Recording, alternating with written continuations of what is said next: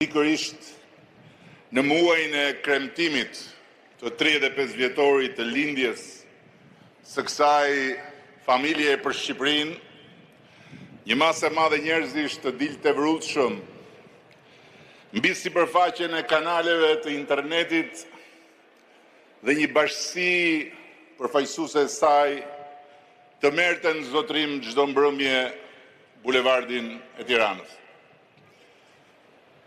Protesta nisi me zemërimin e drejtë për një akt dhune dhe me kërkesën e padrejtë për anullimin e një investimi madhor që do të ndikojë ndjeshëm parametrat ekonomik dhe social të Shqipërisë. Duke futur të paktën 4 miliard euro në një ekonomi me një volum të përgjithshëm prej 27 miliard eurosh, vetëm ky investim është më shumë se 1/7 e prodhimit të përgjithshëm të vendit tonë dhe është 2 herë e gjysmë më shumë se sa i gjithë stoku investimet huaja në Shqipëri vitin e shkuar. E vërteta është se edhe unë personalisht po të isha një qytetar që informohet nga rrjetet sociale, duke dëgjuar dhe parë turlilojet e gjysmë të vërtetave të fryra çdo minutë në vorbullat e kanaleve të dala me tërbim nga shtrati, si dhe lloj-lloj videosh dhe fotosh të sajuara për të ushqyer zemërimin, pelikan të ngordhur, flamingo në arrati, ruspa rrafshuese të natyrës, gradacela mbi lagunën dhe mbi Sazan, tabel kufiri e Izraelit mbi një gardh me tela me gjëmba, do kisha dalë në bulevard, i llahtarisur nga gjithë ai apokalips digital.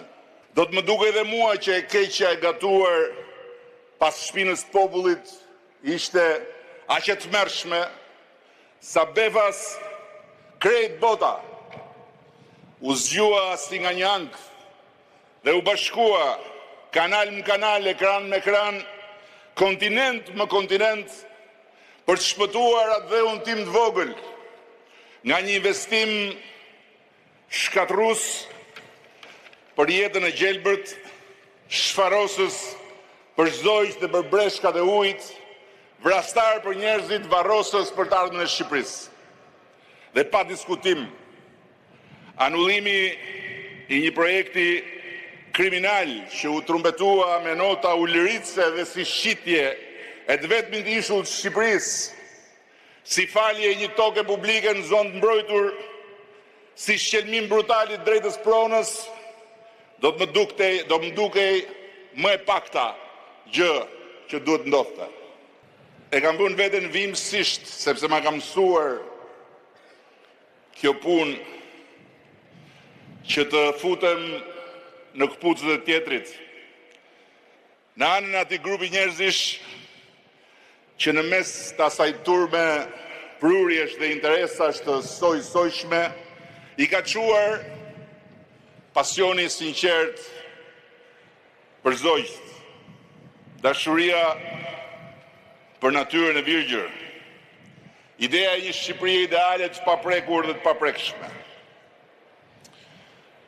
Këto burimet e energjisë ambientaliste, bashkuar me ndjesinë e hidhur të dhunimit, nga arroganca e atyre që një pushtet sa do të vogël e ushtrojnë duke shpërfillur hallet dhe interesat e njerëzve, janë më shumë se sa të mjaftueshme për të dalë në rrugë.